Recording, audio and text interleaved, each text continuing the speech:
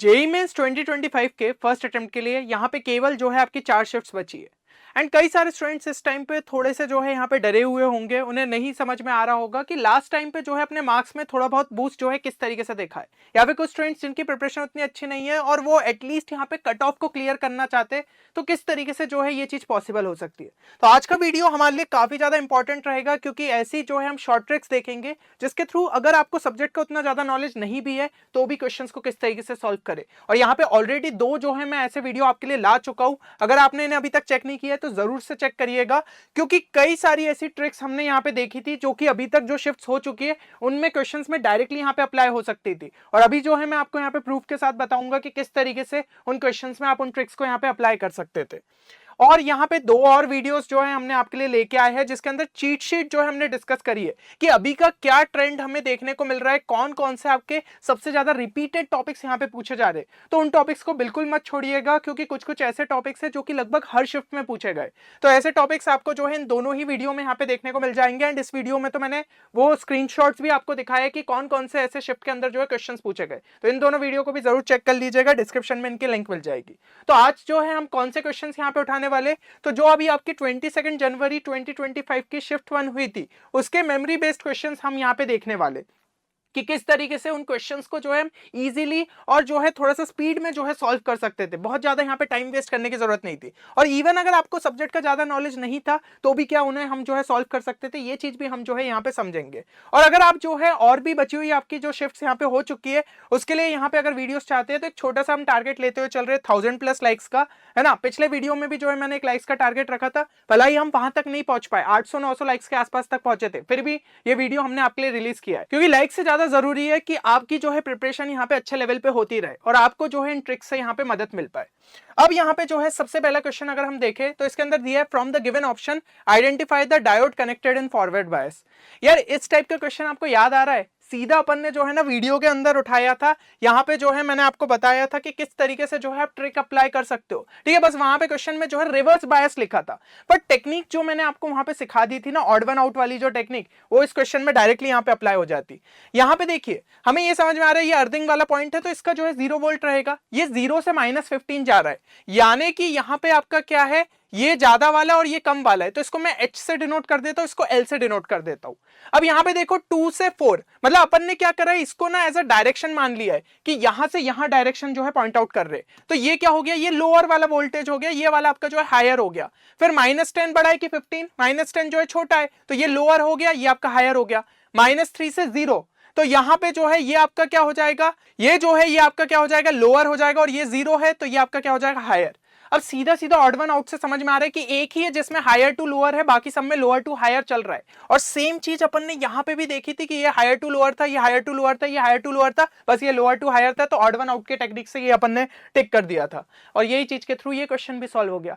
तो ऐसे क्वेश्चन अगर जो है आगे की शिफ्ट में होते हैं, आपको रिवर्स बायस और फॉरवर्ड बायस का उतना नॉलेज नहीं भी है, तो ऑड वन आउट टेक्निक से ये सॉल्व हो जाता। समझ रहे हो। अब जो है यहाँ पे नेक्स्ट चलते हैं, ये क्वेश्चन आपको देखने को मिला था, find out equivalent capacitance for the situation shown in figure. यहाँ पे इस तरीके से था, ऑप्शन जो है भाई थोड़ा खतरनाक से था।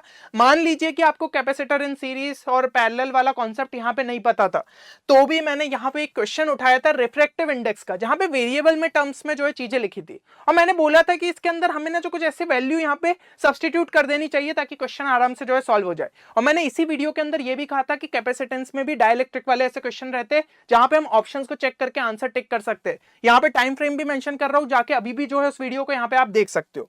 तो अब इस क्वेश्चन में क्या हो सकता था, इस क्वेश्चन में ना एक बहुत ही बढ़िया तरीका अपन यहाँ पे लगाते, मैं K1 को जो है ना 1 ले लेता, और K2 को भी जो है मैं यहाँ पे 1 ले लेता, और K3 को भी जो है मैं यहाँ पे क्या करता, 1 ले लेता। तो इससे हमारा जो है यहाँ पे क्या हो जाता, ये वाला मतलब जो है पूरी स्पेस आपकी क्या हो गई, एयर हो गई एक तरीके से। तो सिंपली अगर ऐसा कोई कैपेसिटेंस है जिसका भाई यहाँ पे एरिया ए है, distance between the plates D दिया हुआ है, ठीक है, कोई भी यहाँ पे डाइलेक्ट्रिक नहीं है क्योंकि एक तरीके से एयर है, अपन ने यहाँ पे जो है ये सब्स्टिट्यूशन माना है। तो ऐसे केस में जो है कैपेसिटर का यहाँ पे मतलब कैपेसिटेंस हमारा कितना आ जाएगा, वो सिंपली आ जाएगा A epsilon not by D, है ना। कोई भी डाइलेक्ट्रिक इसके अंदर इंसर्ट नहीं है, अपन ने ऐसा एक जो है अजम्पशन यहाँ पे ले लिया। तो अगर हमने ये अजम्पशन लिया है तो हम ऑप्शंस में चेक कर लेते हैं ना कि सी इक्विवेलेंट आपका कौन सा जो है ये वैल्यू दे रहा है जब हम ये वैल्यू को सब्स्टिट्यूट कर रहे हैं। बहुत ही सिंपल सी चीज अपन ने करी है। तो यहाँ पे क्या करा, K1 K2 की जगह जो है अपन ने 1 1 डाल दिया और K3 की भी जगह 1 डाल दिया। तो ये क्या हो जाएगा 1 + 1 + 1 3 डिवाइडेड बाय 1 + 1 2। तो ये 3/2 A epsilon not by D आ रहा है। तो ये तो अपना गलत हो गया। इसको चेक करो, ये आ जाएगा 2, ये हो गया 1, ये हो गया 1, ये हो गया 2 × 1 + 1। तो डिनोमिनेटर में 4 आ गया, ऊपर भी 4 आ गया, 4 4 कैंसिल, ये आ रहा है अपना A epsilon not by D। फिर नीचे का भी चेक कर लो, ये हो गया 1, ये हो गया 1, ये हो गया 1 और नीचे क्या आ रहा है 2 × 1 + 1, यानी कि यहाँ पे क्या हो जाएगा 4। तो 3/4 ये भी आ रहा है, तो ये भी गलत हो गया। फिर ये 1 + 1 + 1 और यहाँ पे 1 + 1, ये भी 3/2 आ रहा है। ठीक है, तो यहाँ पे जो है आपका ये इधर भी 2 दिया था तो 3/4 हो जाएगा, तो ये भी गलत है। मतलब कि सिर्फ एक ऑप्शन टिक था। इतने इजीली जो है हम इस क्वेश्चन को सॉल्व कर सकते थे। क्या किया अपन ने, अपन भूल गए ना कि भाई यहाँ पे डाइलेक्ट्रिक है, अपन ने उनको सब्स्टिट्यूट कर दिया 1 से और उसको मान लिया एयर है। तो सिंपल सा कैपेसिटेंस तो अपन को हमेशा यहाँ पे पता रहता है, तो उसके थ्रू जो है क्वेश्चन सॉल्व हो गया। तो थोड़ी सी स्मार्टनेस दिखाते ना, सब्जेक्ट का उतना नॉलेज नहीं भी है तो भी वो क्वेश्चंस आपसे जो है आराम से यहाँ पे सॉल्व हो जाते। अगला यहाँ पे क्वेश्चन देखो, the correct decreasing order of electronegativity. अब इलेक्ट्रोनेगेटिविटी का यार सिंपल सा अपन को पता रहता है, एक फन ग्रुप होता है ना FON, फ्लोरीन का सबसे ज्यादा यहाँ पे इलेक्ट्रोनेगेटिविटी होता है। तो यहाँ पे ऑप्शंस भी अगर आप ध्यान से देखोगे ना, आपको समझ में आ जाएगा ये दोनों में से कोई आंसर रहेगा। इतना सिंपल सा क्वेश्चन यहाँ पे पूछा गया था। और अगर हम जो है थोड़ा सा भी ग्रुप के बारे में हमें पता है तो सीधा सीधा आप जो है यहाँ पे फ्लोरीन, क्लोरीन, ब्रोमीन, आयोडीन को जो है टिक कर देते, है ना, कि भाई ग्रुप वाइज सी जो है चीजें चलेंगी, क्लोरीन का ज्यादा रहेगा, फिर ब्रोमीन का, फिर आयोडीन का। इसमें ज्यादा कुछ सोचना ही नहीं था, कॉमन सेंस वाला क्वेश्चन था और बहुत ही सिंपल से लॉजिक से आप कर सकते थे। अगला अगर हम यहाँ पे देखें match the column, match the column के लिए भी मैंने कई बार आपको टेक्निक बोली है कि ऑप्शंस को अच्छे तरीके से यहाँ पे समझने की कोशिश करो। जैसे कि अब इस क्वेश्चन में हम यहाँ पे क्या कर सकते थे, यहाँ पे अभी इलेक्ट्रोनेगेटिविटी की मैंने बात करी तो अपने को सीधा सीधा समझ में आ रहा है कि ये 4 वाले से तो नहीं रहेगा क्योंकि फ्लोरीन सबसे आगे रहेगा। समझ में आ रही है ये चीज, तो A जो है वो 4 से तो कनेक्टेड नहीं हो सकता, अपन को ये समझ में आ रहा है। तो इस ऑप्शन में देखो कहां पे A जो है 4 से कनेक्ट किया है, इससे किया है, इसको काट दो। अब दूसरी चीज यहाँ पे ये देखो भाई, इलेक्ट्रोनेगेटिविटी मेटल्स के केस से यार जो है ऐसे कोई रिलेटेबल ही नहीं रहती, क्योंकि मेटल्स के केस में बहुत ज्यादा जो है आपको कम इलेक्ट्रोनेगेटिविटी देखने को मिलती है, ये इलेक्ट्रॉन्स की पावर है ना, तो आपके मेटल्स के केस में यहाँ पे देखने को नहीं मिलती। तो यहाँ पे सेकंड और थर्ड ऑप्शन जो है इसके होने के चांसेस भी जो है आपके यहाँ पे खत्म से है, तो यहाँ पे सेकंड और थर्ड भी जो है नहीं हो सकता। इससे हमें समझ में आ रहा है कि A जो है वो आपका 1 से ही रिलेटेड होगा। ठीक है, A जो है वो आपका यहाँ पे 1 से ही रिलेटेड होगा। तो इस हिसाब से ऑप्शन 1 जो है वो हमारा यहाँ पे क्या हो जाएगा, सही आंसर हो जाएगा, क्योंकि ये कौन से हो गए, ये आपके भाई मेटल्स वाले हो गए। ठीक है ना, तो यहाँ पे जो है इस क्वेश्चन को बहुत ही इजीली अपन ने यहाँ पे एलिमिनेट करके ऑप्शंस को जो है सॉल्व कर लिया। इस तरीके से आप लगा सकते थे, लॉजिक वही था अपना कि भाई मेटल्स का जो है यहाँ पे इलेक्ट्रॉन खींचने की पावर यहाँ पे बहुत ही कम रहती है, तो इलेक्ट्रोनेगेटिविटी उससे रिलेटेड रहेगा नहीं, तो इसके थ्रू जो ये ऑप्शंस अपने यहाँ पे मस्त तरीके से भाई कैंसिल हो गए थे। चलिए नेक्स्ट चलते हैं। Next, which of the following acids is also known as vitamin C. भाई इतने इजी इजी क्वेश्चन आ रहे हैं, मतलब कॉमन सेंस के, जनरल नॉलेज में हम पढ़ते होंगे कि उसको एस्कॉर्बिक एसिड बोलते हैं, समझ रहे हो ये चीज। इतने सिंपल क्वेश्चन भी जो है अपने को यहाँ पे देखने को मिल रहे हैं, तो ये तो भाई कॉमन सेंस से आप जो है इसको टिक कर सकते थे, फ्री के नंबर थे यहाँ पे। अब ये क्वेश्चन यहाँ पे देखो, फिर से ये देखा देखा लग रहा होगा क्योंकि चीट शीट बोल रहा हूँ, जो अपन ने यहाँ पे शॉर्ट ट्रिक का वीडियो लेके आए थे उसके अंदर ये क्वेश्चन जो है मैंने यहाँ पे लिया था, सिमिलर टाइप का ही जो है आपको यहाँ पे देखने को मिल रहा है। ठीक है, उसी टाइप से, और ये थोड़ा सा और इजी है, इसमें तो पता है AGP बन गई थी, ये वाली ये AGP बन गई थी जो कि डिलीटेड सिलेबस का पार्ट था, फिर भी मैंने आपको जो है यहाँ पे ट्रिक लगा के जो है आंसर बता दिया था। ये वाला क्वेश्चन यार उससे इजी है, किसी ने सिर्फ वो 2 वीडियो भी मेरे अच्छे तरीके से देखे होते ना, ये सब क्वेश्चंस आराम से जो है सही करके आते। यहाँ पे देखो भाई 8 - 3 अगर मैं कर दूं तो यहाँ पे 5 हो जाएगा, ये क्या हो गया 1/4, यहाँ पे जो है 1/4 × 3 + p और इस तरीके से लिखा है। तो एक काम करो 3/4 जो है ना उसको कॉमन ले लो, तो यहाँ पे क्या हो जाएगा 1 हो जाएगा, यहाँ पे 3/4 मैंने कॉमन लिया तो ये हो गया 1/4। इसी तरीके से नेक्स्ट आपका क्या हो जाएगा 1/4² एंड सो ऑन इन्फिनिटी तक। अब इसका फॉर्मूला उसी क्वेश्चन के अंदर मैंने डिस्कस किया था, इनफाइनाइट सीरीज का क्या होता है जीपी, इनफाइनाइट जीपी का जो है सम का फॉर्मूला क्या होता है A/1 - R, बेसिक सा फॉर्मूला। तो यहाँ पे क्या हो जाएगा 1/1 - 1/4, यानी कि ये हमारा क्या हो गया, ये 3/4 डिनोमिनेटर में आया तो 4/3 बन गया, 4/3 को 3/4 से मल्टीप्लाई करूं क्या आ जाएगा, ये 1 आ जाएगा, तो ये 1 हो गया 5। ठीक है, 5 = 1 प्लस, अब इसके अंदर ऐड क्या हो रहा है, चलो देखते आगे। इसके अंदर जो है हमारा यहाँ पे क्या ऐड होगा, p/4 को जो है कॉमन ले लो, p/4 को कॉमन ले लो तो ये 1 आ गया, यहाँ पे क्या आ जाएगा, यहाँ पे फिर से p/4 आ जाएगा। इसी तरीके से नेक्स्ट हो जाएगा p²/4² and so on infinity तक। अब यार ये सिंपल सी जीपी है, तो इसमें भी जो है अपन यहाँ पे वही फॉर्मूला लगा देते A/1 - R, तो ये हो गया p/4 × 1/1 - p/4। ठीक है, इज इक्वल टू यहाँ पे 5 आ गया। तो 5 माइनस 1 इसको भी लिख दो 4, 4 इंटू 4 कितना हो गया 16, 16 is equal to P into यहाँ पे हमारा क्या हो जाएगा 4 डिवाइडेड बाय 4 माइनस पी, यही चीज हो रही है ना। तो 4 से ये कैंसिल कर दो, 4 इज इक्वल टू यहाँ पे आ रहा है P divided by 4 minus P, क्या यही निकल के आ रहा है। अब यहाँ पे जो है ना यार मैं आपको क्वाड्रेटिक बनाने नहीं बोलूंगा, क्योंकि हमें क्या है, हमें जो है शॉर्टेस्ट तरीके से यहाँ पे चलना है। तो आप तो यहाँ पे सिंपल सा एक चीज समझो कि अगर मैं यहाँ पे जो है इधर पे देखता तो 16 is equal to P into 1 plus यहाँ पे p by 4 and so on, इस तरीके से जो है अपनी चीजें यहाँ पे ऐड होती चलती है ना, ये चीज अपनी जो है ऐड होते हुए चलती। तो भाई यहाँ पे अगर मैं 3/5 डालू, यहाँ पे मैं जो है 3/5 डालू इंटू 1 प्लस ये जो है और वैल्यू छोटे होते जाएगी, तो ये कभी 16 पहुंच पाएगा क्या? इतनी छोटी वैल्यू फिर जो है 3/5 और छोटी छोटी छोटी वैल्यू, तो 3/5 इंटू समथिंग होगा जो कि 1 से कम क्वांटिटी है, तो 16 कैसे पहुंचेगा? ऐसे ही 4/5 के लिए भी सेम लॉजिक, तो 1 से बड़ी ही क्वांटिटी यहाँ पे होनी पड़ेगी, ये चीज समझिए। अब बस बचे हुए दो ऑप्शन जो कि हमारे यहाँ पे 1 से बड़े, तो इनको सीधा सीधा जो है सब्स्टिट्यूट करके चेक कर लो कौन सा यहाँ पे सेटिस्फाई हो रहा है। अगर मैं यहाँ पे 14/5 डालता हूँ तो 14/5 डिवाइडेड बाय 4 माइनस 14/5, तो ये हमारा जो है कितना आ जा रहा है यहाँ पे 6/5, ये आ रहा है 14/6, ये तो सेटिस्फाई नहीं हो रहा, तो ये भी option cancel, final answer option 2 रहेगा। सिंपली इस तरीके से फिर से ऑप्शन एलिमिनेट करके कर सकते थे। और ये तो मतलब यार इस टाइप का क्वेश्चन मैंने यहाँ पे ऑलरेडी जो है सॉल्व कराया था, तो जिन्होंने देखा था वीडियो उनको तो फायदा है, जिन्होंने नहीं देखा था शायद गलत भी करके आए हो या फिर सॉल्व नहीं कर पाए हो। तो भाई सिंपल सा क्वेश्चन था, ये तो मतलब बनना चाहिए था। चलिए अगला देखते हैं। इफ द सर्कल यहाँ पे दिया है and parabola intersects at PQR then the area of triangle PQR is. ये जो है 2D का क्वेश्चन समझ के ना ज्यादातर स्टूडेंट्स ने यहाँ पे छोड़ दिया होगा जिन्होंने 2D नहीं पढ़ा होगा। ये बेसिक सा क्वेश्चन था, अगर आपको सिर्फ ये इक्वेशन देख के उसका ग्राफ भी बना लेते ना क्वेश्चन सॉल्व हो जाता। सही बता रहा हूं, कोई प्रॉपर्टी नहीं, कुछ नहीं लगनी थी इसमें, आपको नहीं पता था ज्यादा कुछ तो भी ये क्वेश्चन सॉल्व हो जाता। सिंपल सा यहाँ पे देखिए इसका ग्राफ कैसा रहेगा, बस ये बताइए। इसका प्लॉट कैसे करेंगे अपन, हमें पता है कि ये भाई आपका इसका सेंटर क्या हो जाएगा 2√3, 0। सिंपल सा दिख रहा है, x माइनस यहाँ पे जो है आपका x1 का whole square plus y minus y1 का whole square equal to r square. तो x1, y1 क्या होता है, सेंटर होता है। 2√3, 0 जो है सेंटर होगा। इसको थोड़ा सा बढ़िया तरीके से प्लॉट कर लो, तो ये क्या है 2 इंटू 1.73 समथिंग, यानी कि 3.46, मतलब कि अपन मान लेते 3.5 के आसपास देखने को मिलेगा। तो ये 1 हो गया, ये आपका 2 हो गया, ये 3 हो गया, ये 4 हो गया, यानी 3.5 यहाँ कहीं रहेगा। अच्छा ये हो गया, तो ये हो गया 2√3, 0 ये वाला पॉइंट। समझ में आ रही है चीज। अब यहाँ पे क्या लिखा है इसके बाद, अब जो है पैराबोला के लिए देख नहीं, अच्छा इसका रेडियस कितना हो जाएगा, ये 2√3 का स्क्वायर है, ठीक है ना, ये 2√3 का स्क्वायर है, तो यानी कि रेडियस क्या हो गया 2√3।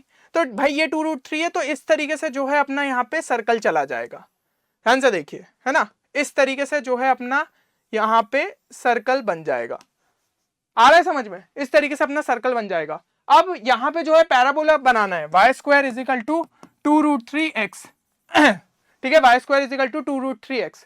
अब यहाँ पे जो है जैसे कि अगर मैं x की जगह जो है यहाँ पे क्या डाल दूं, x की जगह जो है अगर मैं यहाँ पे 2√3 डालता हूँ, समझ में आ रहा है, x की जगह 2√3 डालता हूँ तो मेरा y यहाँ पे क्या मिल जाएगा मुझे 2√3।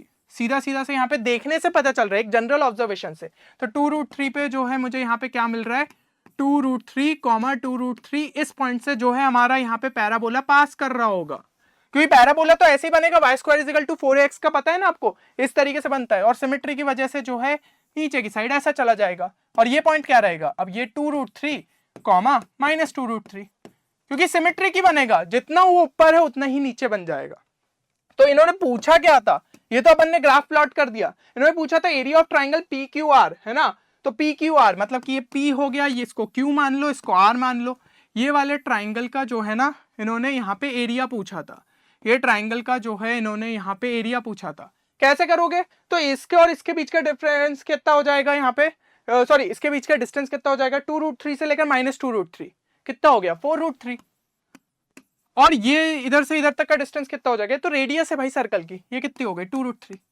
क्या तुम बता सकते हो इस ट्राइंगल का एरिया क्या रहेगा, half into base into height, तो हाफ इंटू 2√3 इंटू 4√3, 2 कैंसल, ये कितना आ गया यहाँ पे 12, ये हमारा क्या हो जाएगा यहाँ पे फाइनल आंसर। तो ऑप्शंस अगर हम देखें तो ऑप्शन 2 जो है वो हमारा यहाँ पे क्या हो गया सही आंसर। कितने सिंपल तरीके से जो है अपन इसको यहाँ पे सॉल्व कर सकते थे। चलिए अगला यहाँ पे क्वेश्चन देखें, if the images of the point A 1,3, B 3,2 and C 2,4 in the line x plus 2y equal to 4 are DEF respectively, then the centroid of the triangle DEF is। अब किसी ने इमेज पढ़ा होगा, उसको लग रहा होगा बहुत खतरनाक सा क्वेश्चन है, क्वेश्चन को ध्यान से देखते ना, यहाँ पे जो है बहुत आराम से आप इसको सॉल्व कर देते। देखो यहाँ पे जो है आपके 3 पॉइंट है, ठीक है। अब इन्होंने यहाँ पे क्या बोला, एक लाइन आपको देके रखी है x plus 2y is equal to 4, ठीक है। अब इन तीनों के जो है कुछ इमेज यहाँ पे आ जाएंगे इस तरीके से, लेट से, है ना। तो यहाँ पे जो है इस वाली इमेजेस का जो है यहाँ पे सेंट्रॉइड बताना है। अब एक जो है खुद से सोच के देखना भाई, ये सब तो इक्वी डिस्टेंट इस तरीके से, मतलब यहाँ पे ये जितना है ये इतनी दूरी पे, ये जितना है ये इतनी दूरी पे, ये जितना है ये इस लाइन से इतनी दूरी पे, तो इसका जो सेंट्रॉइड आएगा और इसका जो सेंट्रॉइड आएगा, तो सेंट्रॉइड का जितना डिस्टेंस है उस सेंट्रॉइड का भी उतना ही डिस्टेंस रहेगा ना। तो आपको बेसिकली सेंट्रॉइड का ही इमेज ले लेना था यहाँ पे। इतना सिंपल सा लॉजिक, मतलब अपन सिर्फ ऑब्जर्वेशन से ये समझ जाते। और सेंट्रॉइड निकालना क्या बड़ी बात है, ये तो मतलब बहुत ही प्राइमरी सा फॉर्मूला है ना, बहुत ही बेसिक सा फॉर्मूला है। x1 plus x2 plus x3 divided by क्या हो जाता है 3, comma y1 plus y2 plus y3 divided by 3। तो भैया यहाँ पे क्या दिया है 1 3 2, 1 प्लस 3 प्लस 2 कितना हो गया 6, 6 डिवाइडेड बाय 3 हमारा कितना आ गया 2, फिर 3 प्लस 2 प्लस 4 कितना हो गया 9, 9 डिवाइडेड बाय 3 हमारा कितना हो गया 3, 2,3 जो है पॉइंट हो जाएगा, 2,3 पॉइंट हो गया। उसका जो है हमें x plus 2y is equal to 4 line के अलॉन्ग जो है क्या लेना है, इमेज लेना है। अब इमेज निकालते हुए अगर नहीं समझ में आ रही है तो इसका जो है डायग्राम बना लो, हमारे लिए चीजें और ज्यादा आसान हो जाएगी, ठीक है। अब यहाँ पे जो है आपका क्या हो गया, x plus 2y equal to 4 line की जो है अपन प्लॉट कर लेते, x plus 2y equal to 4। तो यानी कि यहाँ पे क्या हो गया, अगर मैं x की जगह जो है 0 डालू तो y कितना आ जाएगा मेरा 2, y2 आ गया 1 2, ठीक है। फिर y की जगह 0 डालू तो x कितना आ रहा है 4 आ रहा है 1 2 3 4। तो ये जो है अपनी लाइन कुछ इस तरीके से चली गई। अब यहाँ पे जो है अपना पॉइंट क्या आया था, पॉइंट क्या आया था 2,3, तो 2,3 ये वाला जो है 2,3 हमारा यहाँ पे पॉइंट हो गया। अब इसकी इमेज जो है इसके अलोंग अगर हम ले तो ये जो है कुछ यहाँ पे परपेंडिकुलर इस तरीके से बना, और इतने ही डिस्टेंस पे अगर मैं करूँ तो यहाँ पे जो है इधर कहीं पे अपने को देखने को मिलेगा। समझ में आ रहा है, तो ये वाला पॉइंट रहेगा। कौन से क्वाड्रेंट के अंदर ये लाई कर रहा है, 4th क्वाड्रेंट के अंदर कर रहा है, मतलब x मेरा जो है पॉजिटिव होना चाहिए और y कोऑर्डिनेट मेरा नेगेटिव होना चाहिए। समझ में आ रहा है ये चीज। तो कौन से ऑप्शन में ये चीज दी हुई है पहले तो ये चेक कर लो, पॉजिटिव नेगेटिव, एक इसमें दी है पॉजिटिव नेगेटिव, और इसमें तो इसमें भी दी है पॉजिटिव नेगेटिव, ठीक है ना, इसमें भी दी है पॉजिटिव नेगेटिव, इसमें नेगेटिव नेगेटिव दी है, तो इसको कैंसिल कर दो। ये 3 ऑप्शन में देके रखिए। लेकिन ये समझ में आ रहा है कि ये वाला 1 होगा अपना, और यहाँ पे ये सॉरी ये -1 होगा, ये 1 होगा, तो -1 से तो छोटा है ये वैल्यू, यानी कि भाई अपना ये भी नहीं हो सकता 3, -1। सीधा सीधा समझ में आ रहा है। इतने ही कहीं जो है पार्ट में अपना पॉइंट आना चाहिए, जो कि यही सिर्फ 2 ऑप्शन अपन को ऐसे देखने को मिल रहा है। अब एग्जैक्टली इनमें से जो है क्या आंसर यहाँ पे रहेगा। अब यहाँ पे जो है थोड़ा सा ये समझ में आ रहा है कि दोनों ही पॉइंट बहुत ज्यादा पास है, तो अपन रिस्क नहीं लेते, ठीक है ना। इधर पे अपन बता नहीं सकते क्योंकि एग्जैक्ट तो अपन फिगर एकदम अच्छी स्केल पे तो बना नहीं है, बस अपन ऑप्शन एलिमिनेट कर पाए, पर एग्जैक्टली यहाँ पे रिस्क नहीं लेते। तो हम क्या करते हैं, आपको ये समझ में आ रहा है, ये लाइन इसके तो परपेंडिकुलर है, सीधी सी बात है। इस लाइन का स्लोप कितना था, इस लाइन का स्लोप अगर हम देखें तो यहाँ पे -1/2 था, ठीक है। इसका स्लोप कितना था -1/2 था, तो ये परपेंडिकुलर लाइन से मतलब m1 m2 तो -1 रहेगा, m1 m2 तो -1 रहेगा। फिर से बेसिक सी प्रॉपर्टी, तो यानी कि इसका स्लोप कितना हो जाएगा, दैट शुड बी 2। अब एक स्लोप पता है, अपने को पॉइंट पता है, तो ये लाइन की इक्वेशन लिखना क्या बड़ी बात है, y-3/x-2 is equal to 2। Option एक बार चेक कर लो कौन सा सेटिस्फाई कर रहा है, पहले थर्ड वाला डाल के देखते, जो भी सेटिस्फाई कर जाएगा वही आंसर रहेगा, दूसरा चेक करने की जरूरत भी नहीं। y की जगह अगर मैंने -1/5 डाला तो यहाँ पे आ जाएगा -1/5 -3 डिवाइडेड बाय x की जगह जो है 2/5 डाला तो 2/5 -2, तो यहाँ पे कितना आ रहा है -16 डिवाइडेड बाय 5, और यहाँ पे कितना आ रहा है अपना 2 -10 -8, है ना। तो ये वैल्यू कितनी आ रही है, इक्वल टू 2। देखो भाई ये भी इक्वल टू 2 ही था, है ना, ये भी इक्वल टू 2 ही था। यही ऑप्शन जो है सेटिस्फाई कर रहा है, तो ऑप्शन 3 अपना सही आंसर हो जाएगा। आखिरी वाला चेक करने की जरूरत नहीं क्योंकि वो नहीं करेगा सेटिस्फाई, बाकी चेक करके देखना है तो चेक कर लो। समझ में आ रही है ये चीज। तो इस तरीके से जो है अपन क्वेश्चन को आराम से डील कर सकते थे। कभी कभी जो इन्फॉर्मेशन यहाँ पे ऐसी बड़ी बड़ी लिखी रहती है, इमेजेस और ये, तो अपने को लगता है बहुत कैलकुलेटिव रहेगा, नहीं, कभी कभी बहुत आसानी से सॉल्व हो जाता है। थोड़ा सा जो है अपन ऑप्शन एलिमिनेट कर ले तो चीजें तो और ज्यादा आसान हो जाती है।